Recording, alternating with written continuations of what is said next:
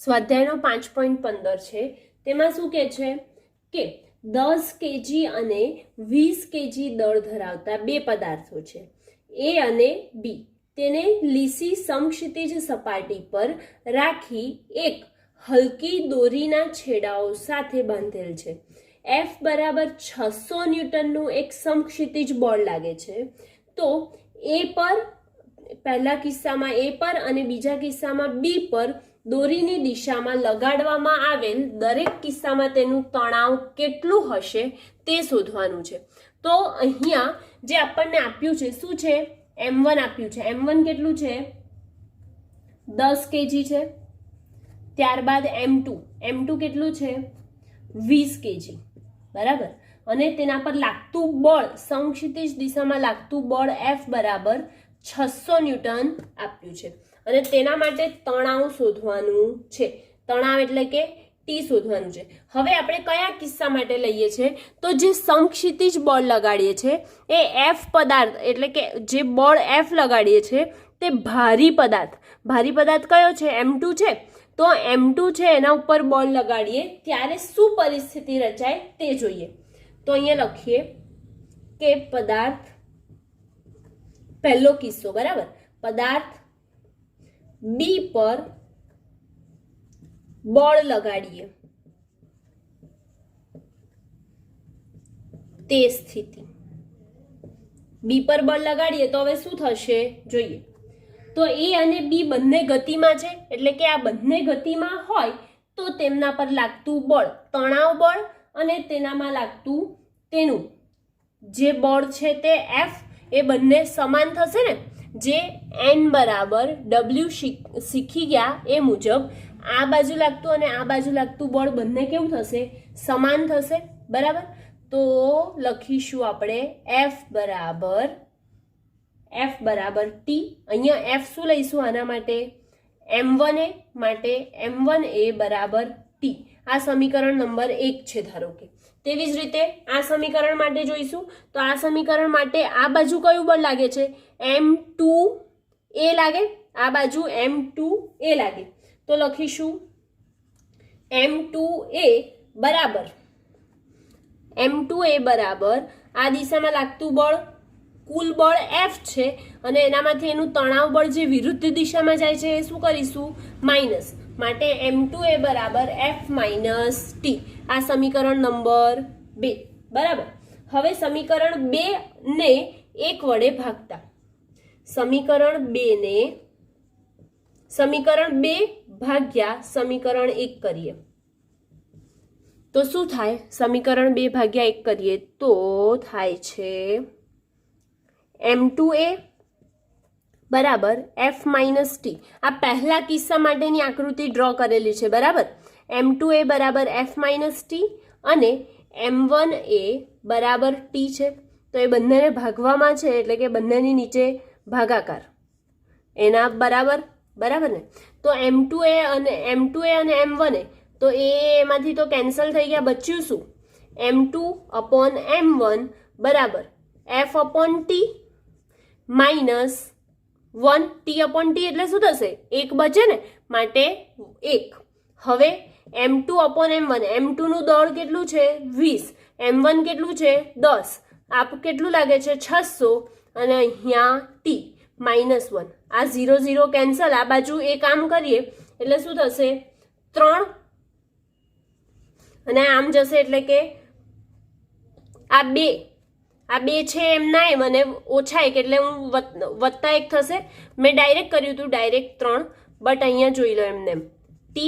તેથી 2 વત્તા 1 એટલે 3, માટે 3 બરાબર 600 ભાગ્યા T.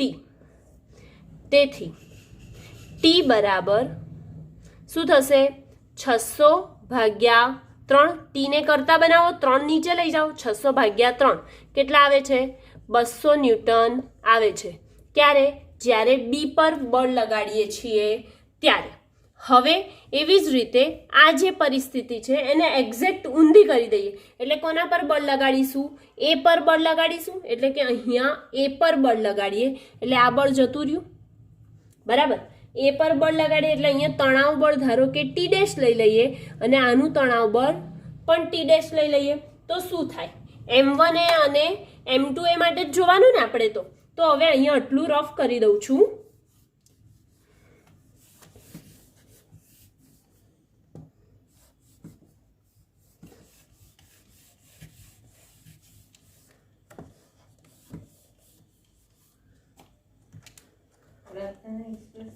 આ શું થયું? M2 ટી ડેશ અને M1 ટી ડેશ છે, બરાબર. તો M1 અને M2, M1A થશે, આના પર લાગતું બળ M1A, અને અહીંયા આપણે કયું સમક્ષિતિજ બળ F લગાડ્યું હતું, તો M1A બરાબર આ શું છે? F છે. એનામાંથી આટલું બળ શું કરીશું? માઇનસ, માટે માઇનસ ટી ડેશ. આ સમીકરણ નંબર પહેલા 1 અને 2 હતા, તો આને 3 અને 4 આપી દઈએ બીજા કિસ્સા માટે, બરાબર. અને તેવી જ રીતે M2 છે, તો M2A અને એના દિશામાં જ લાગતું બળ છે ટી ડેશ, તેથી ટી ડેશ આને સમીકરણ નંબર 4 આપી દીધો. M1A બરાબર F માઇનસ ટી ડેશ અને M2A બરાબર ટી ડેશ. તેથી સમીકરણ 3 અને 4 ને આપણે ભાગી દઈએ. 3 ને 4 વડે ભાગીએ માટે અહીંયા ભાગાકારનું નિશાની. સમીકરણ 3 ભાગ્યા સમીકરણ 4 કરીશું તો શું મળશે? M1A. એટલે અહીં લખીએ આપણે M1A અપોન M2A બરાબર F minus T dash upon T dash. M1A upon M2A એ કેન્સલ. અહીં શું બચશે? M1 by M2 F upon T dash, અને અહીંયાથી ઓછાની નિશાની અને ટી ડેશ શું થઈ જશે? કેન્સલ. માટે 1 આવે. હવે કિંમત મૂકીએ આપણે M1 અને M2 ની. M1 કેટલા છે? 10. M2 કેટલા છે? 20. માટે 10 ભાગ્યા 20 બરાબર અહીંયા 600, અને અહીંયા ટી ડેશ ઓછા 1, 0 0 કેન્સલ. અહીં શું બચ્યું? 0.5. આમ આવશે એટલે કે +1, ઓછા છે સામે આવે તો +1 બરાબર 600 ના છેદમાં ટી ડેશ. તેથી 0.5 + 1 એટલે કે 1.5 બરાબર 600 ભાગ્યા ટી ડેશ.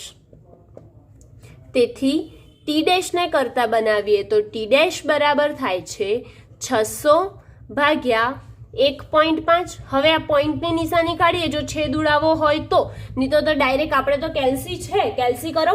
ટી ડેશ બરાબર કેટલું આવશે? 400 ન્યૂટન, બરાબર.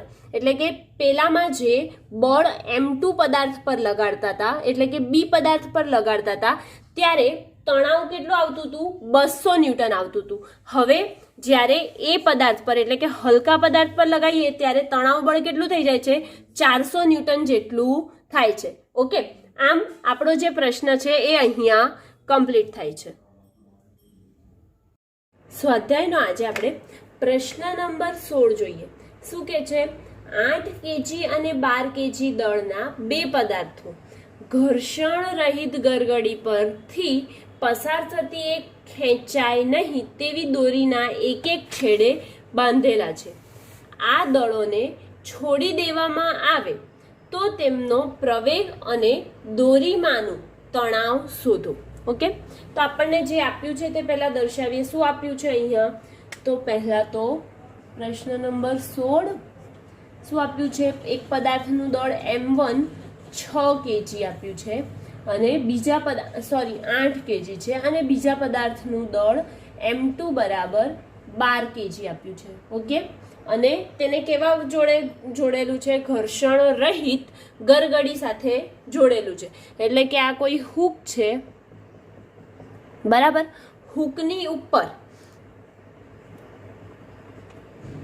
હૂકની ઉપર આ કોઈ ગરગડી લગાવેલી છે,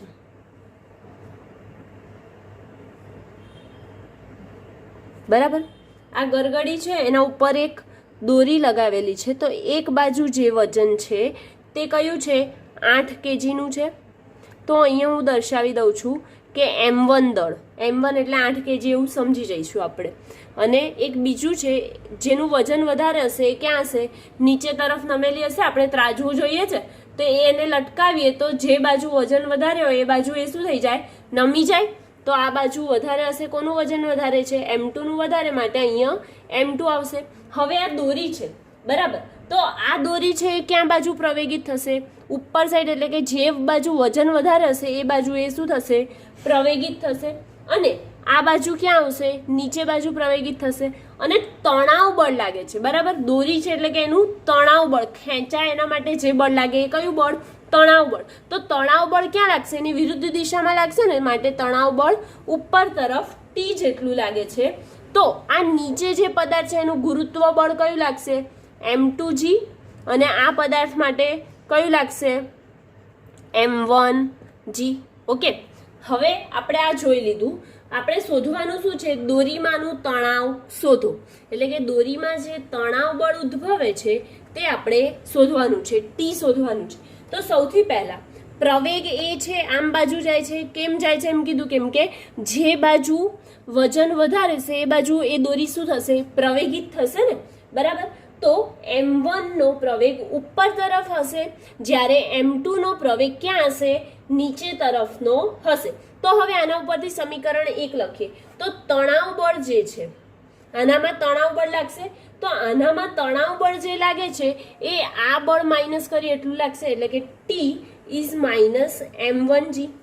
આ બળ માઇનસ કરવું પડશે ને, બરાબર કેટલું લાગશે, ઉપર તરફનું બળ, એટલે કે આ કયું છે, એ છે ને, તો એ, અને એનો વજન કયો છે, M1, માટે M1 એ જેટલું લાગશે. ઉપર તરફ M1 એ લાગે છે, અને તેવી રીતે આ નીચે તરફ, એટલે કે વિરુદ્ધ દિશામાં છે, માઇનસ M1G કર્યું, બરાબર. આને ધારો કે હું સમીકરણ નંબર 1 આપી દઉં. તેવી જ રીતે બીજા માટે જોઈએ, એટલે કે આ બાજુ.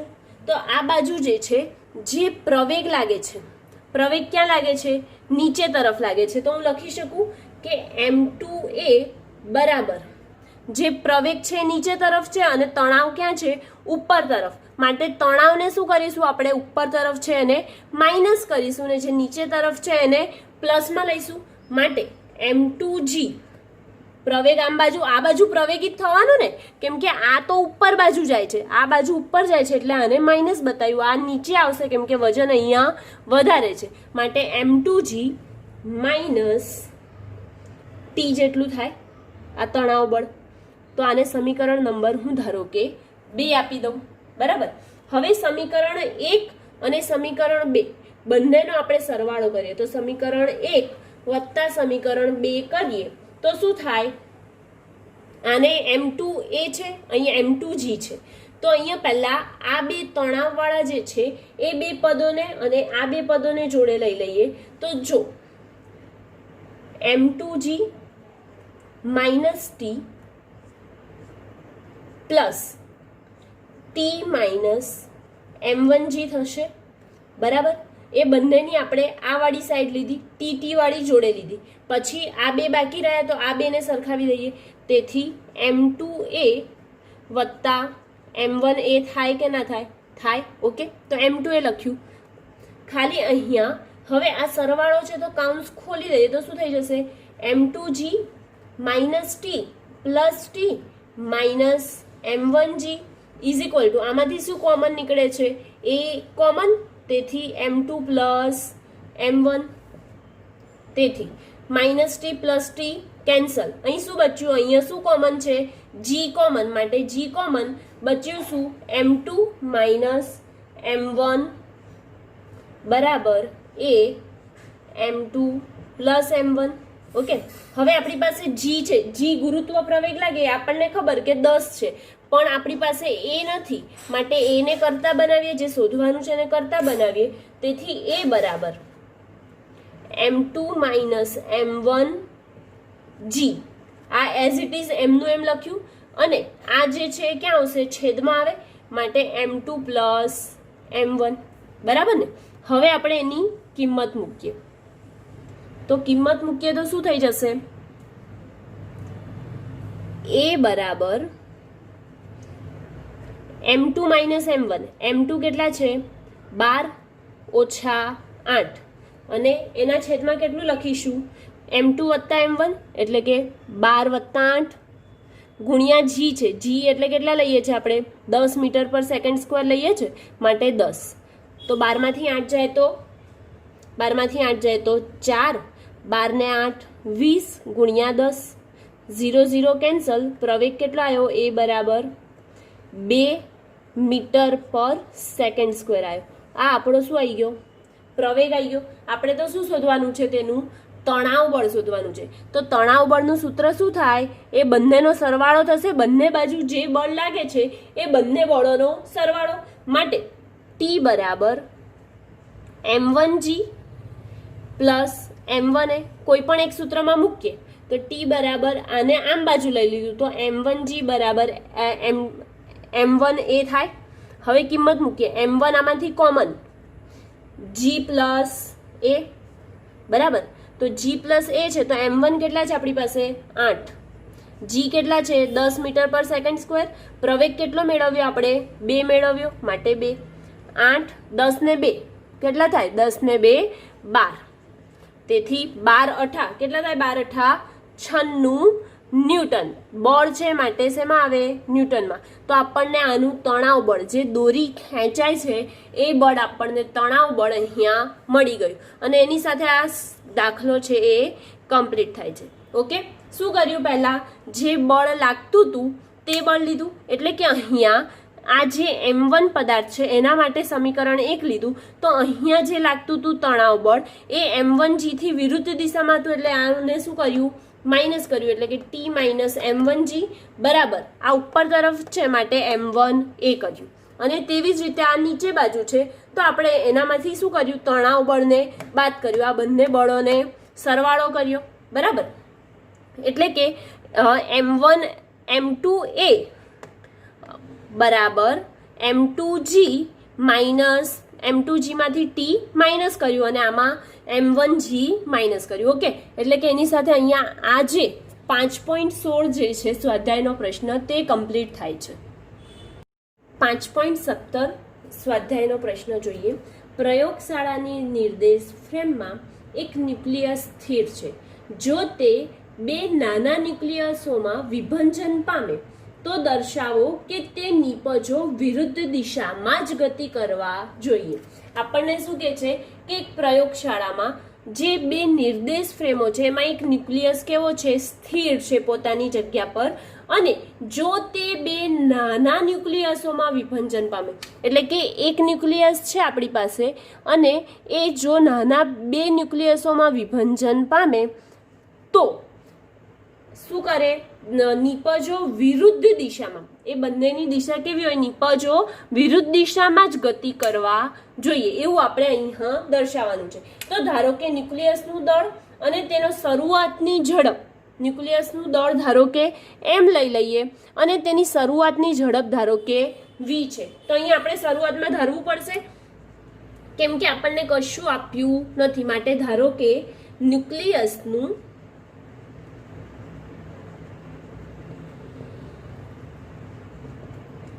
દળ m છે અને ઝડપ v છે. ઓકે, હવે આ v છે અને m છે એટલે કે એનું શું હશે? વેગમાન હશે. તો ન્યુક્લિયસનું વેગમાન શરૂઆતમાં પહેલા કેવો હતો? સ્થિર હતો, માટે વેગમાન ઇનિશિયલ શરૂઆતમાં શેનાથી દર્શાવીએ આપણે? pi થી દર્શાવીએ. તો ધારો કે pi બરાબર હું લઈ લઉં છું mv, અને શરૂઆતમાં બંને કેવું હતું? એનું વજન તો હતું એ વખતે જે હતું તે, પરંતુ તેની ઝડપ તે વખતે કેવી હતી? શરૂઆતમાં 0 હતી. જ્યારે ગતિમાં આવ્યો ત્યારે એના 2 ભાગ પાડીને કરે છે, તો આ કેટલું થઈ ગયું? શરૂઆતમાં વેગમાન 0 થાય, માટે અહીંયા 0 લખ્યું. હવે આ જે છે એક ન્યુક્લિયસ છે એના 2 ભાગ કરે, તો ધારો કે આ m1 છે આનું દળ અને આનું દળ ધારો કે m2 છે.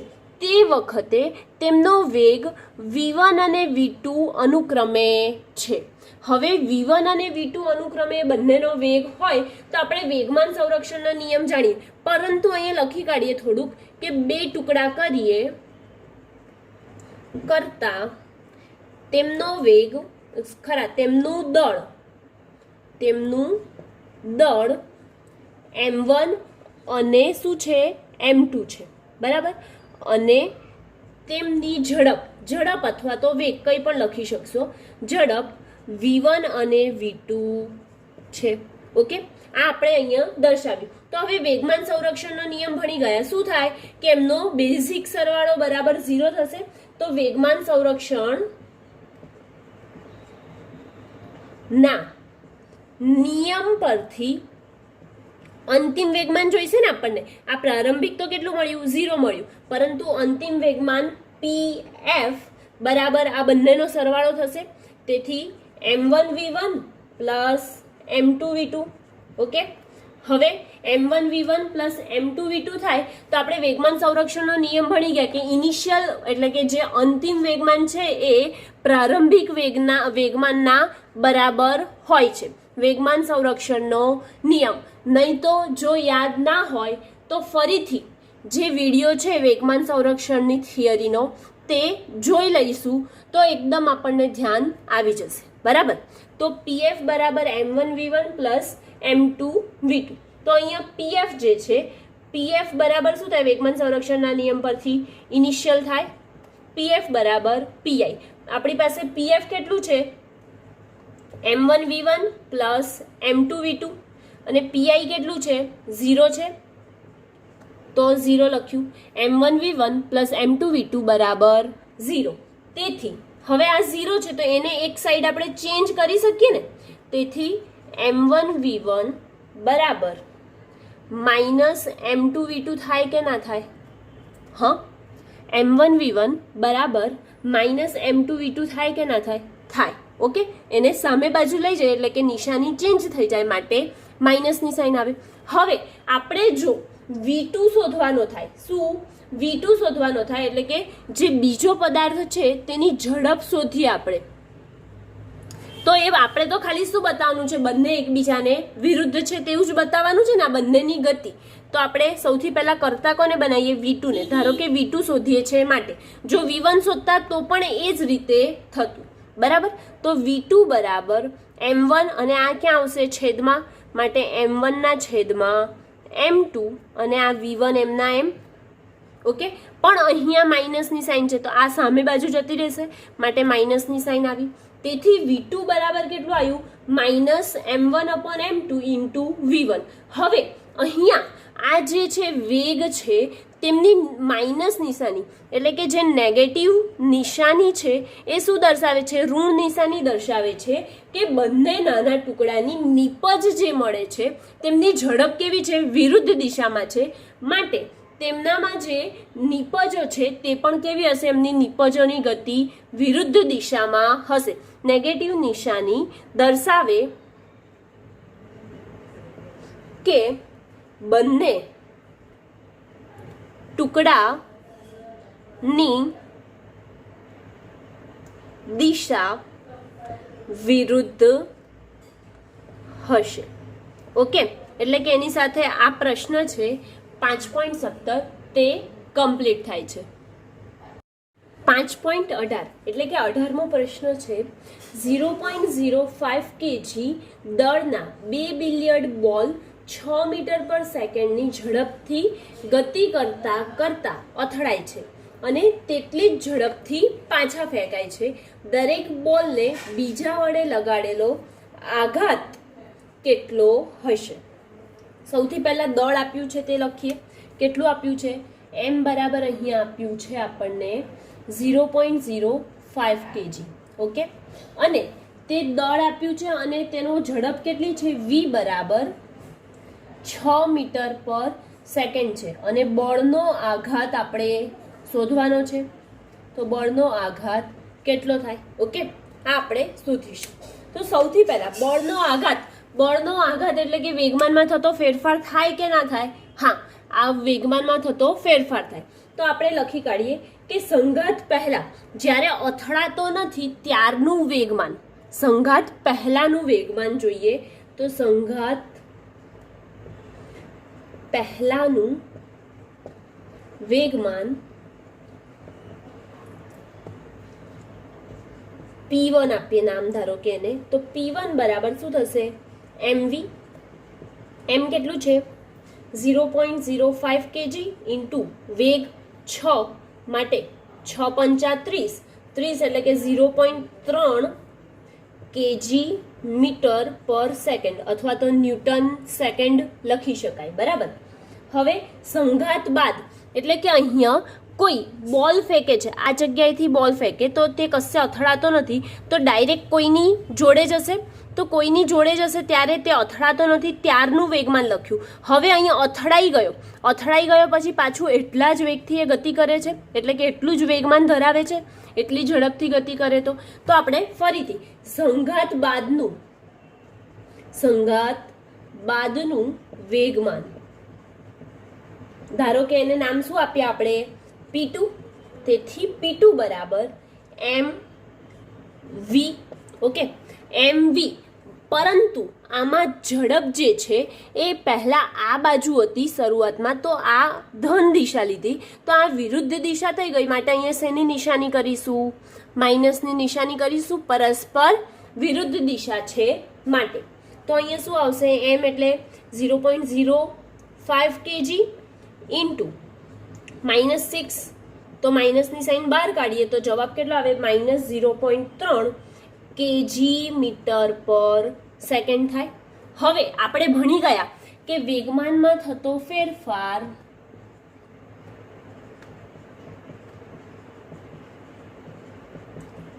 બરાબર બળનો આઘાત થાય, બરાબર ને. તો બળનો આઘાત થાય તો આપણે શોધવાનું શું છે, બળનો આઘાત જ. તો આપણને આ બંનેનો ફેરફાર કરીશું તો બળનો આઘાત મળી જશે. તેથી આને કરતા બનાવો, બળનો આઘાત અથવા તો વેગમાનમાં થતો ફેરફાર એવું પણ લખી શકો. બળનો આઘાત બરાબર ડેલ્ટા સદિશ p, વેગમાનમાં થતો ફેરફાર ડેલ્ટા સદિશ p. તેથી ડેલ્ટા સદિશ p લખ્યું તો અહીંયા શું લખી શકીએ, P2 - P1 લખીશું ને, અંતિમ વેગમાન માઇનસ પ્રારંભિક વેગમાન. તો અંતિમ વેગમાન શું છે, બળનો આઘાત બરાબર અંતિમ વેગમાન શું છે, -0.03. અહીંયા હું નીચે લખી કાઢું છું, મારી પાસે જગ્યા નથી. 0.3 અને અહીંયા માઇનસની સાઇન છે, માઇનસની સાઇન લખી. P1 કેટલું છે, 0.3, માટે 0.3 બરાબર. તો બરાબર માઇનસ અને થશે શું, સરવાળો. તો 0.3 અને 0.3 એટલે કેટલું થઈ જશે, -0.6 kg મીટર પર સેકન્ડ, અથવા તો એનો બીજો એકમ શું છે, ન્યૂટન ઇન્ટુ સેકન્ડ છે. ઓકે, તો દરેક બોલે એકબીજા પર પરસ્પર વિરુદ્ધ દિશામાં લગાડેલ બળનો આઘાત 0.6 kg મીટર પર સેકન્ડ છે. બળનો આઘાત લગાડેલ બળનો આઘાત કેવો છે, માઇનસની નિશાની એટલે પરસ્પર વિરુદ્ધ દિશામાં 0.6 kg મીટર પર સેકન્ડ છે. ઓકે, એની સાથે આ જે છે પ્રશ્ન 5.18 એ કમ્પ્લીટ થાય છે. ઓકે.